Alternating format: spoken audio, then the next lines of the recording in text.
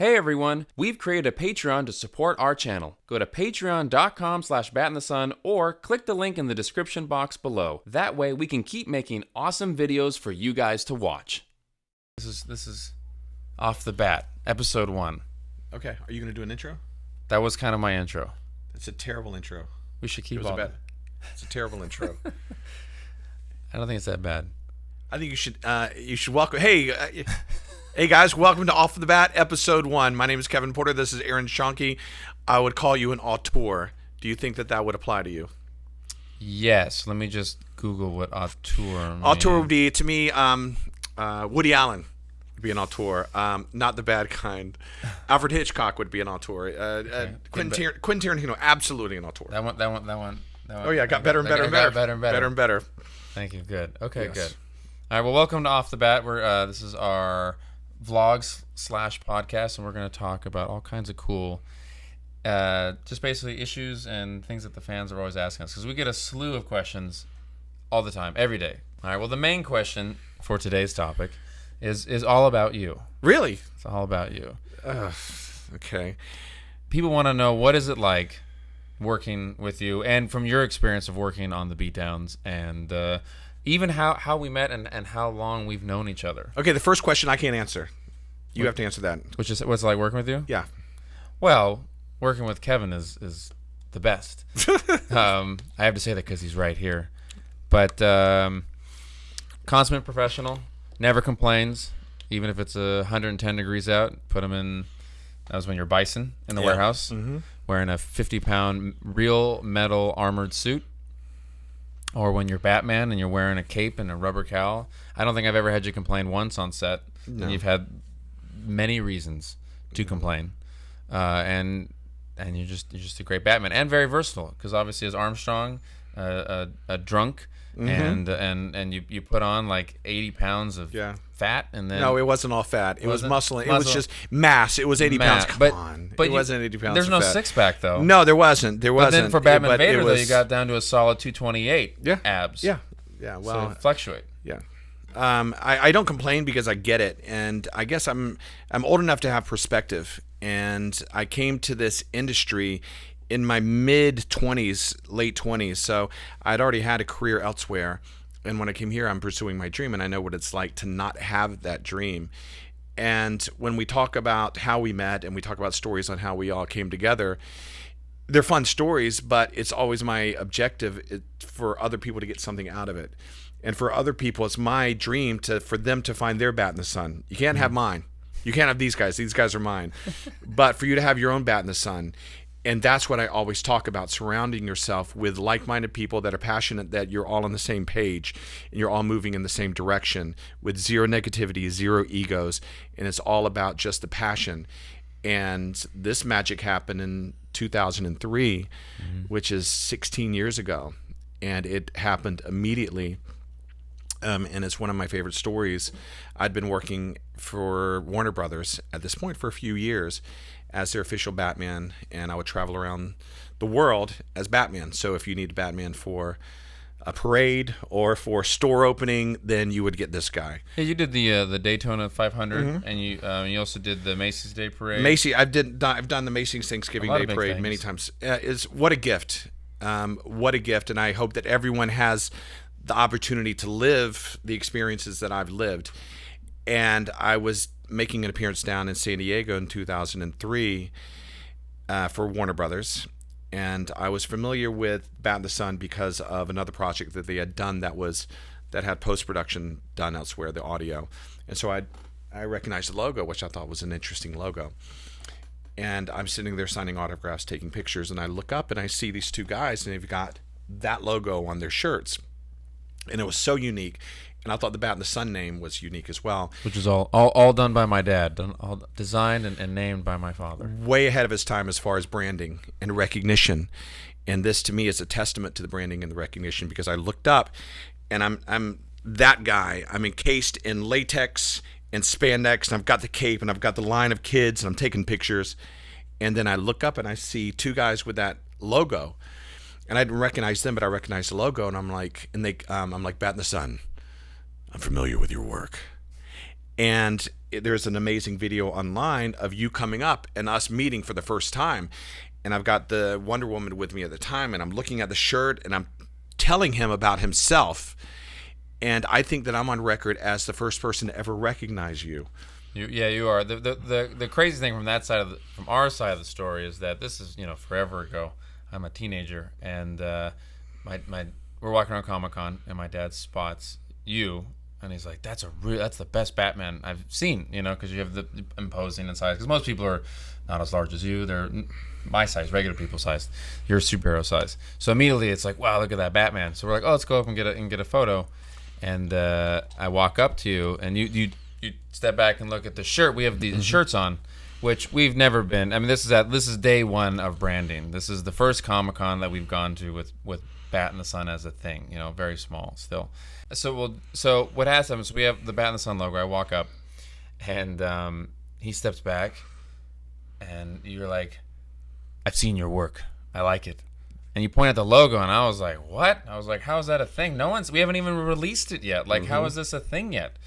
And it's because our first work that we made, we took it to a DVD production house, and what it was Digital Audio West. Yeah, who's no longer around, but you were friends with them, and you saw it. You happened to be over there, so you saw our work before anyone else I was there did. producing a Strawberry Shortcake show, live tour of Strawberry Shortcake that I was producing. So he was Batman and the director of Strawberry Shortcake. Strawberry Shortcake is responsible for us coming together. But I was just shocked. I was like, "How do you know? How do you know us?" And you're like, "Because I'm Batman." Did I say that? In my mind, that's what it was. Okay. That's how I justified it. That's how he knows he's Batman. The video's out there, and we'll post the video. We'll post the video at the end. When of you watch it, at the end and of I love it because normally he's this guy and he's pretty cool, but when you watch the video, his mind is blown. He's confused and he doesn't know what's happening. I'm also like 16 too, and like 110 pounds. And so I walk up and I'm like, "Bat in the Sun, I'm familiar with your work. Nice job." And he's just like, "Let's just get the picture. Let's just get the picture. I just want the picture. Why are you talking to me?" A big smile though. I have a big smile. Oh yeah, you got to post that. We'll pull it up and we'll cut to it right now. We'll show it. I'm pretty sure I have. Okay, and then.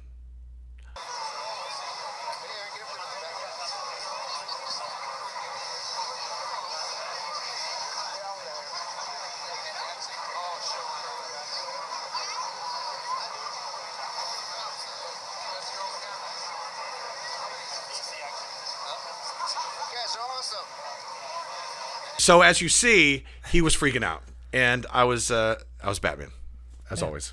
And that 16 years ago. 16 years ago. God, that's where we are, and it's fun to talk about it.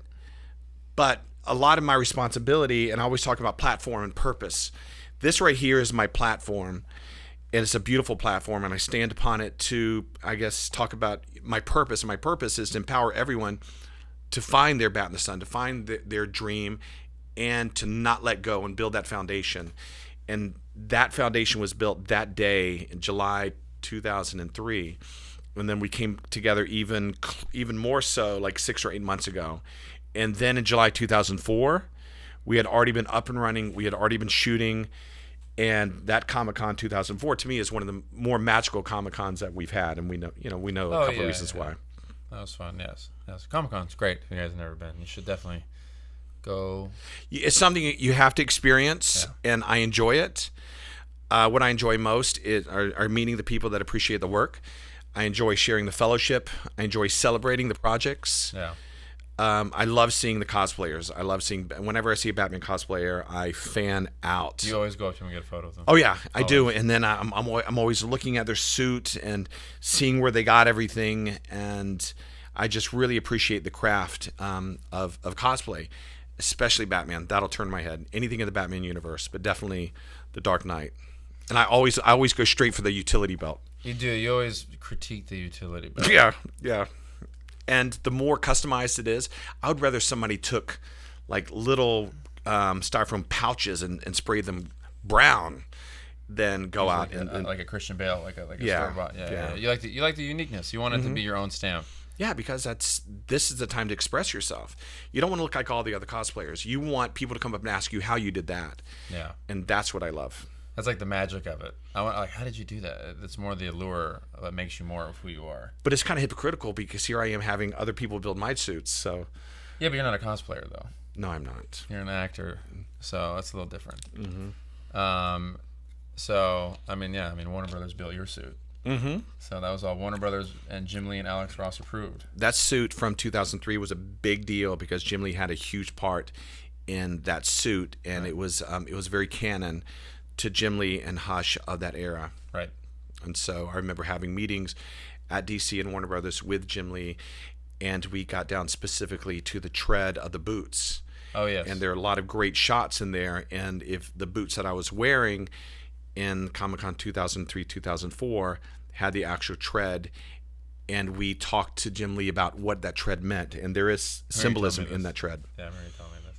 I think what's kind of interesting, or something the fans might not know, and they do ask, is how big of an actual comic book fan that you are. Mm-hmm. You're not just like, oh, I've read Long Halloween in year one, but that's it though. I always bring up Long Halloween. I do like that. But you actually do know a lot about.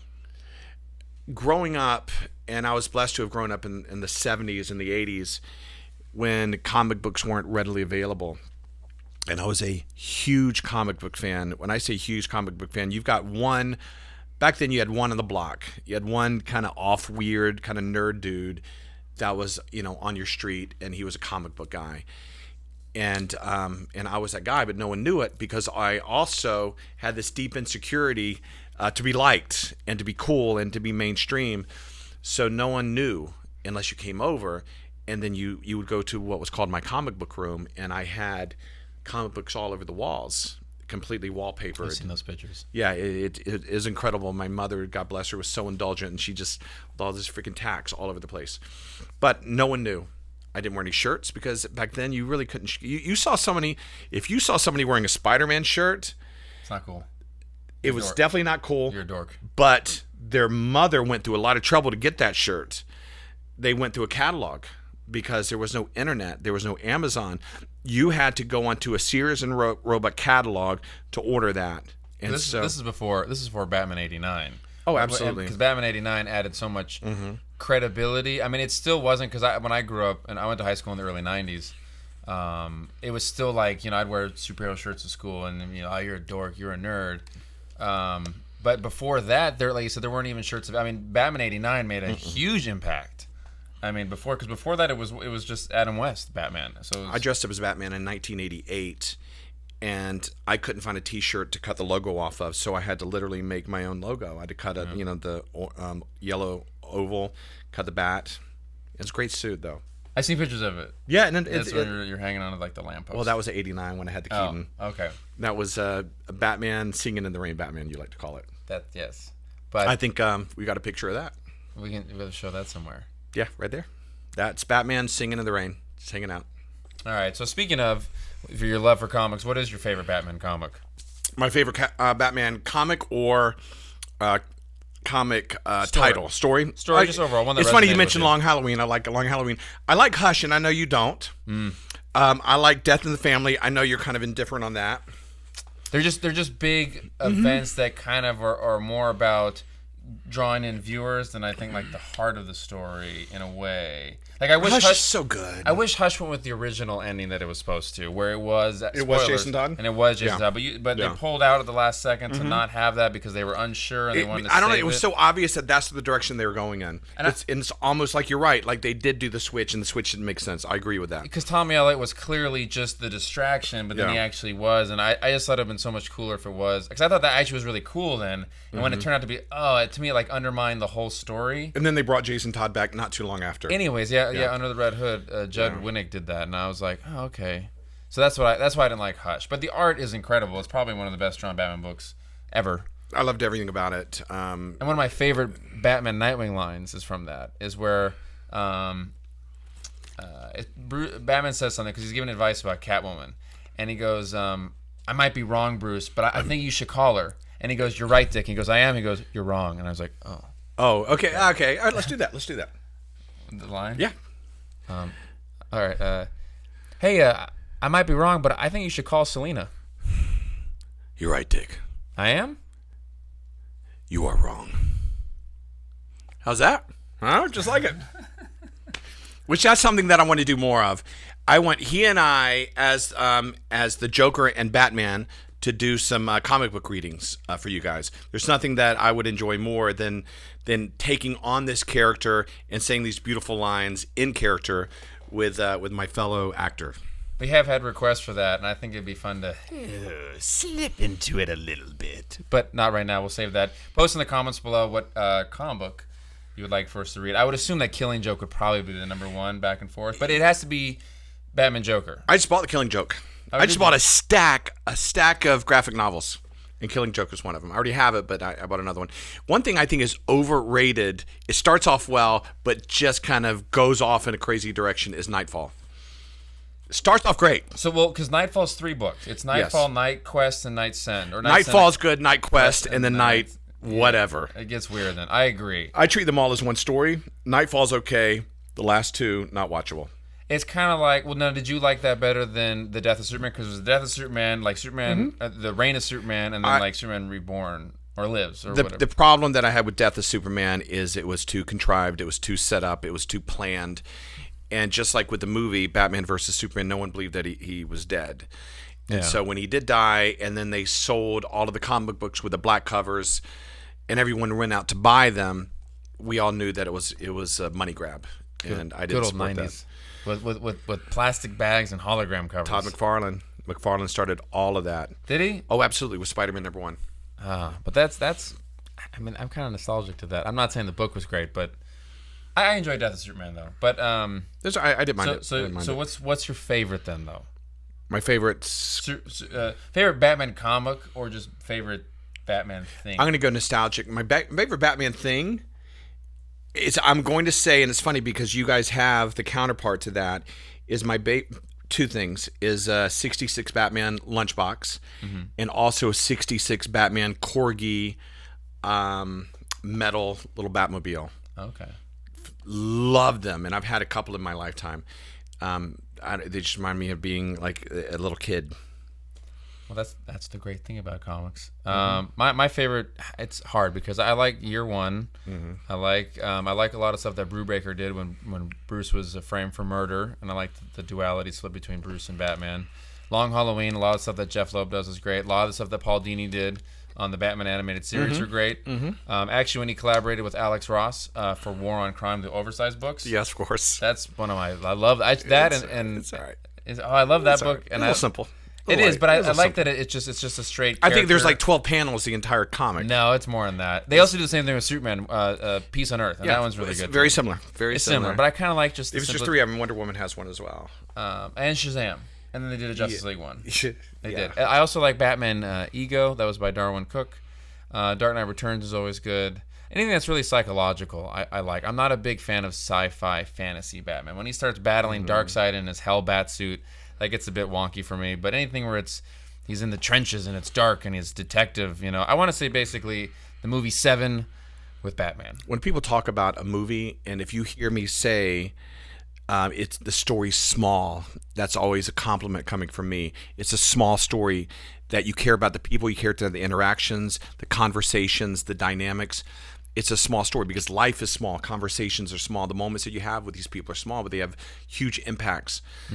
So small stories with Batman, to me, resonate, because when you have a small little moment between him and this smaller criminal that he changes their life with a moment that he had with them, I would much rather see that than him fighting Darkseid or Doomsday or Mr. Freeze. Mr. Freeze. I kind of like Freeze, but it I depends on, I know what you're saying though. It's small. Batman. The humanity in him. He could be smaller, with the exception of Spider-Man, than any other superhero out there. Right, and that's what you want to. That's why you like Batman. Green Lantern, he's out there, with the Guardians and all that kind of stuff. But Batman is small. You want to see that, and I think that trying to bring him up can sometimes take away what makes Batman. What unique. other small street fighter superhero or heroes out there? Daredevil, I would say. I would say Daredevil. I would say, this is an interesting one that not a lot of people know of, is the White Tiger. Are you familiar with White Tiger?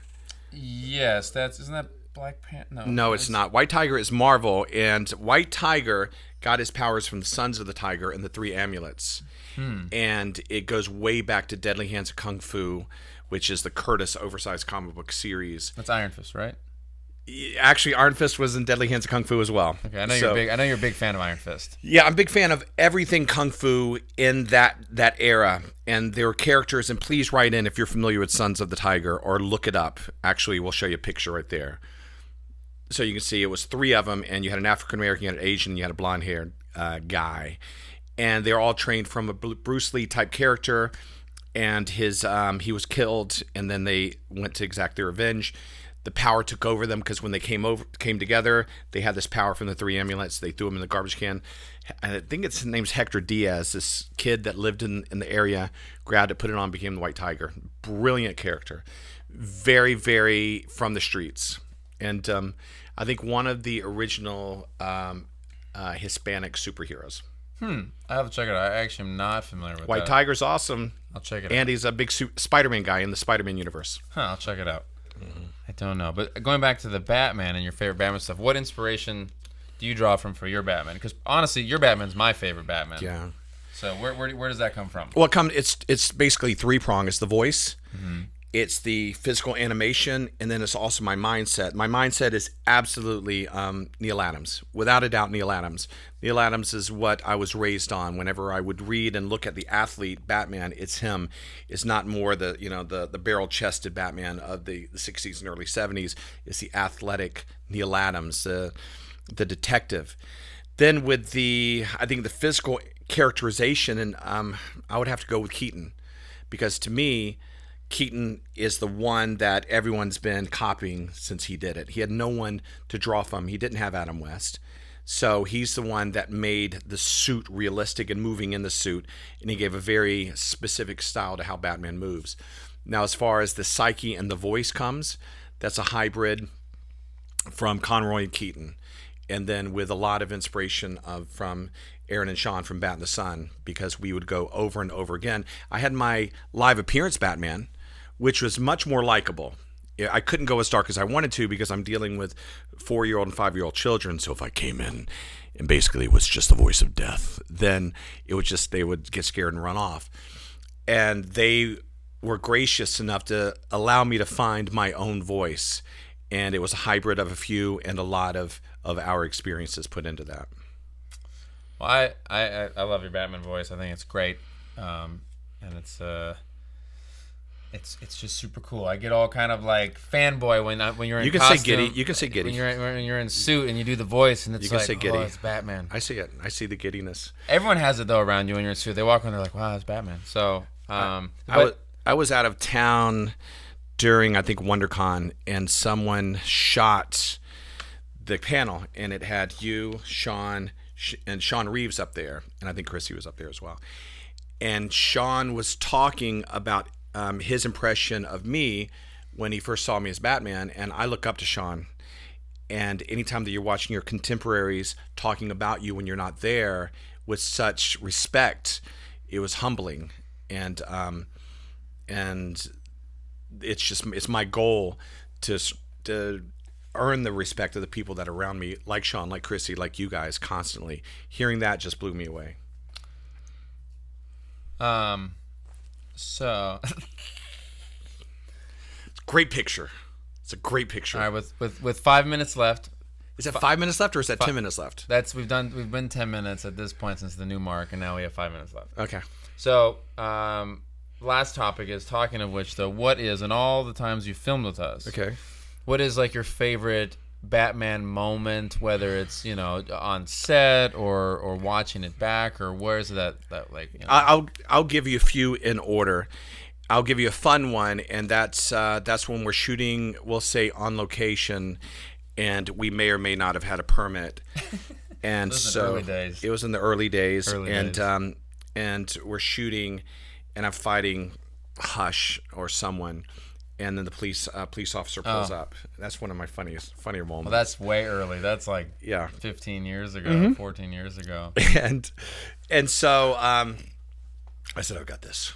So I in walked full over. Batman outfit. Full Batman. Cops pull up. Oh my Walked god! right up to the Shooting's car. done. Walked right up to the police car and I said, "Officers, we're good here. I've got everything under control." And they're like, "All right, Caped Crusader." It worked. I was shocked. I stood back because the cops pulled up, and I was like, "Oh man, shooting's done for the day." And then you walked up very confidently. I'm like, "Don't worry, I'm keeping it safe here. No need for you guys or whatever." And they were like, "All right," and they drove off. And I was like, "How did that work?" I sold it. I would say number 2, we're shooting Batman Vader. Now, much later, permit, big set, 30 people on set. It's a big deal then.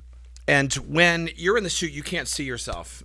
You're just, you know that you're miserable. You know you can't hear, you can't see, and you're sweating.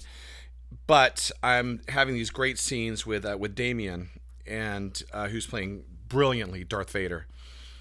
And we turn around and we're watching playback. And Aaron and Sean are always so gracious. They want to, you got to watch this. And so, take off the cowl and I'm watching. And guys, I'm not watching Kevin and Damian. I'm watching Batman and Vader, truly, and it's such an out-of-body experience. And Damian said in my ear, you ever heard me tell a story? Yeah. Damian said in my ear exactly what I was thinking, and it gives me chills. He says, "That's not us. That's not us up there." And I'm like, yeah, it's not us. It's Batman and it's Vader. And what that also means, it's not Kevin and Damian.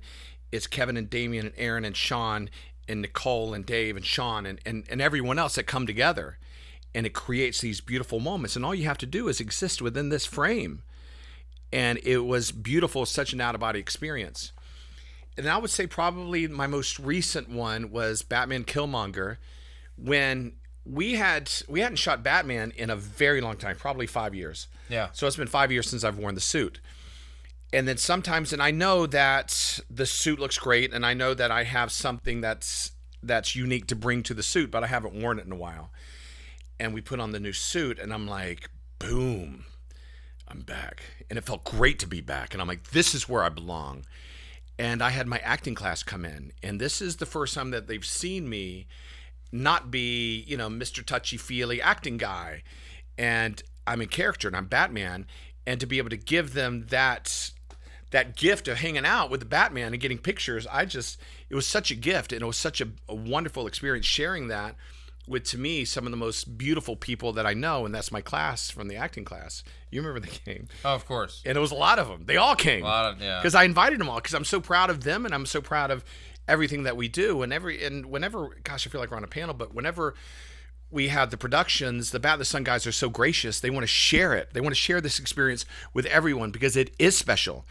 And we know that as special as the experience is, it's even more special when it goes online. And then we're going to remember the actual experience of shooting it. And it just makes it even more so. Because if it's not a beautiful experience, and if you're not feeling like you're doing something special, the product at the end isn't going to be as special to you. When I watch it, I'll go, yeah, it looks great, but I was miserable. It looked great, but I hated everyone. I was having the worst time. Now, there's difference between being physically miserable and emotionally gleeful. Yeah. And there have been many times where physically I couldn't take another step, but the buoyancy is driven by how excited I am. That's actually a great thing just for filmmaking. When you leave set, you want to be really happy with what you shot, but you also want to be really physically exhausted and know that you gave, as they say, you left it out on the field. Sports term. So I think that's a great.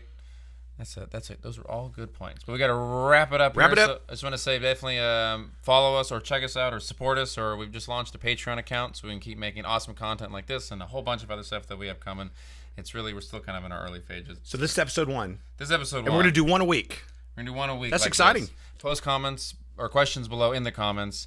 Like I said, support us on Patreon. A lot of cool stuff coming out, and we will see you next time. Thanks for watching, and guys. Definitely feel free to reach out to me on my Instagram, the Kevin Porter. Send direct messages with any questions that you'd like for me to address on future episodes. That is true, and I also want to have it that I think if we on Patreon, like the first 100 subscribers over a certain amount, we will give them a personal audio message as either.